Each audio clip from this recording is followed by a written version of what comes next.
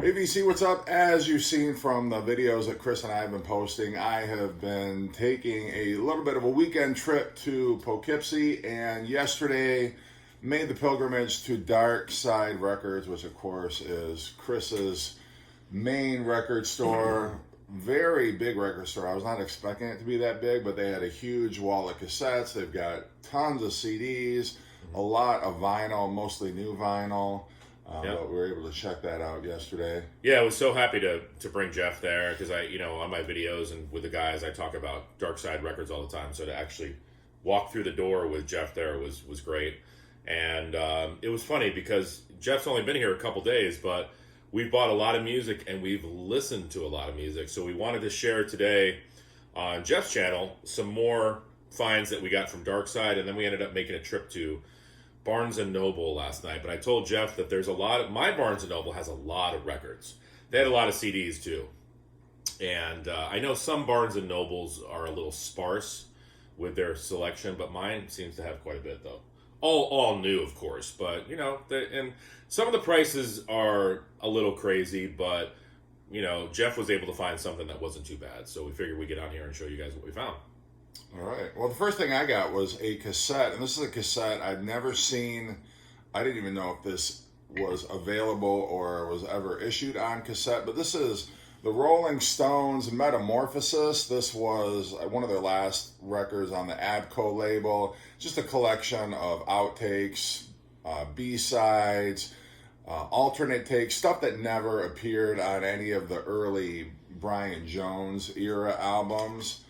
I love the cover of that too. Is that like is that like a bug or like a mosquito or something on there? Yeah, it's like a butterfly. Yeah, duh. Metamorphosis. Yeah, I think Caterpillar. Different insects or whatever it is. But the interesting thing about this, it's a science lesson. You have 6 Rolling Stones on here because they had both Mick Taylor and Brian Jones on here, as well as the other 4 Rolling Stones. So that's like B-side type stuff. Yeah, it's like alternate takes. There's a alternate take of, like, for instance, Out of Time with more like an orchestral backing. There's a version of Heart of Stone, which has, instead of like the opening guitar lick on it, it has like this church organ opening on it. Very cool. So yeah, there's some differences there, and some stuff that they, like demos that they recorded for songs that they were giving to other artists at the time. Right. They just kind of threw everything on here. It was just kind of like they left the label, and so the record company was just trying to cash recoup, whatever they could from their catalog. So I brought my son with us yesterday. I introduced Jeff to my son Alan, and Alan loves music. He worships Paul McCartney and the Beatles. So Jeff and Alan like bonded right away, and they were talking. And it was funny because I couldn't really take part in the conversation because I don't know too much about solo McCartney. But that kind of leads me to this. I found Ram, an early 80s pressing of Ram. And, my son has been playing me all of these songs kind of randomly, but it was the first time that I heard all the songs in the order that they should be in. And it's a phenomenal record. I mean, you guys know that. It's funny for me because this is like really the first time that I listened to Ram all the way through in the order it's supposed to be. But every song is great. I even like songs like Monkberry Moon Delight. The Backseat of My Car is great. I love that to me, it seems more produced than the first couple McCartney records. And I feel like the songs are more thought out.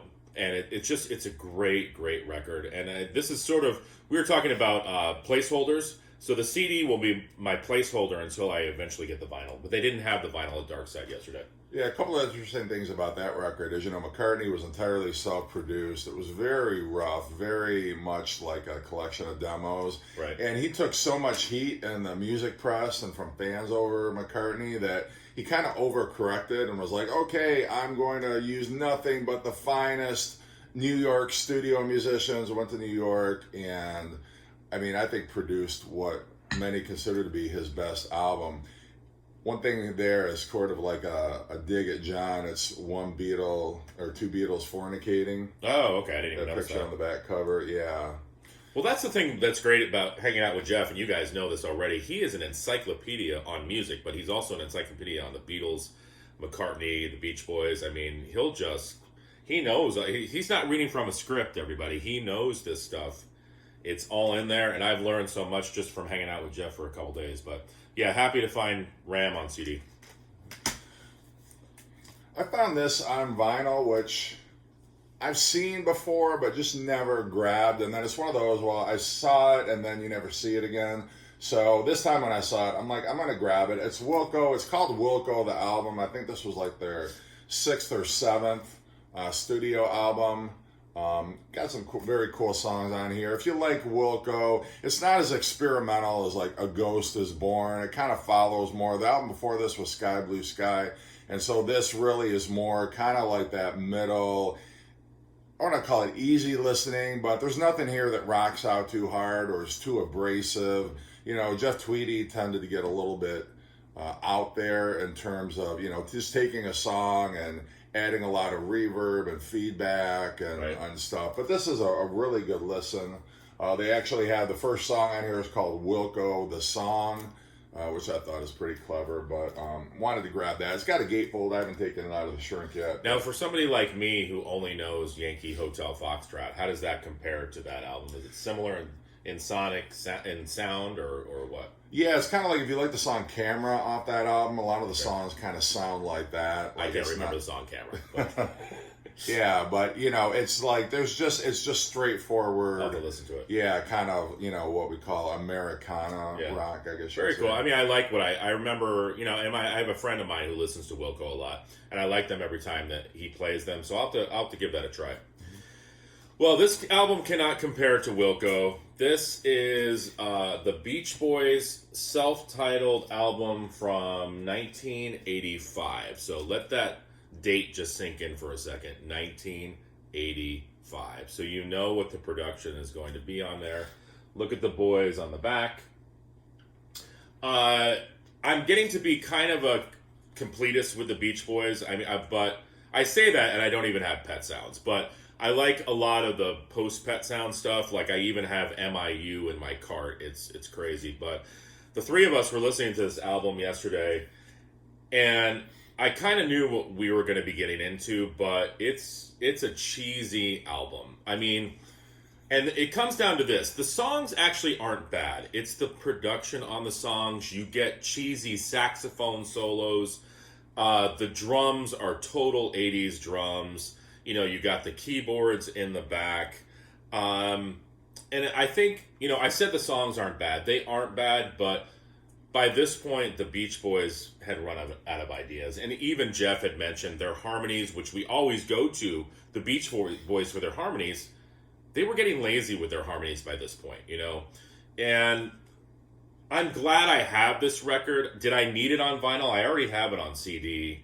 Probably not, but it was, I think, $7.99 in great condition, so I picked it up. And I think, what did I say? This was like their 25th? Yeah, 25th. 25th record or whatever, 26th record by 1985, so... You think there would be more hype surrounding that record? Like they would have tried a little harder, or at least come up with something a little But more... I love the cover, too, and I said this yesterday. If you were back in 1985 in a record store and saw this, it just jumps out at you. Real cool cover. Probably would have turned it over to the back and said, who are these guys, and put the record down. But, you know, it's Beach Boys in 1985. That's pretty much what it is. Well, and I don't want to record shame you, Chris, but I will say that I think it needs to be said that they did have Pet Sounds on vinyl at Dark Side. And they had it at Barnes & Noble, too. Did they? Okay, yeah. Well, and I showed it to Chris, and Chris was like, fuck Pet Sounds, I'm getting that one. Yeah. And I'm like, all right, don't say I didn't warn you. But. Oh, man. Yeah, and we were talking about I love Pet Sounds. I don't know why I don't own it. Yeah. One of these days. I should be locked in a dungeon somewhere. The Vinyl Dungeon. Until you can behave yourself and actually buy it. That's a good channel name, Vinyl Dungeon. There probably is one, but... I like that. Yeah. All right, the other thing I grabbed at Dark Side was, this is the last replacement studio album, All Shook Down. They were really kind of fracturing at a band. I look at this as kind of like the last Dire Straits album where you didn't have all the members. I don't even know if Tommy Stinson's on this album, to be honest with you. But, you know, it's sounds like the Replacement. It's got that classic Replacement sounds, like from Pleased to Meet You through Don't Tell a Soul. And here, I think this was released in 91, if I'm not mistaken. But, you know, classic. Still, I mean, obviously Paul Westerberg, he's not going to turn in a crappy album. But it carries on the Replacement sound. This would be the last thing that they would release as a band before Paul Westerberg went solo. But don't see this very often. This is a Rocktober release, so I think they must have just reissued it. So I was glad to pick that one up. Yeah, Rocktober does a good job with putting out some of those albums that you should have. Mm-hmm. Maybe they should put out Pet Sounds, and then I would buy it. If I see the Rocktober sticker on it, I'll buy it. Yeah. So this is totally different. I didn't find any vinyl at Barnes & Noble that I wanted to get, but I found this. This is something completely different. This is an album by Connie Smith. This was her latest album, 2021, entitled The Cry of the Heart. Connie Smith is married to Marty Stewart. Marty Stewart is a very famous country musician, bluegrass musician. He plays the mandolin, he plays the guitar, he's a producer, he's a songwriter. As his teenage years, he played with the Lester Flat Band. I mean, talk about a very talented guy. He married Connie Smith, a country artist that he looked up to as a kid. Now she's his wife.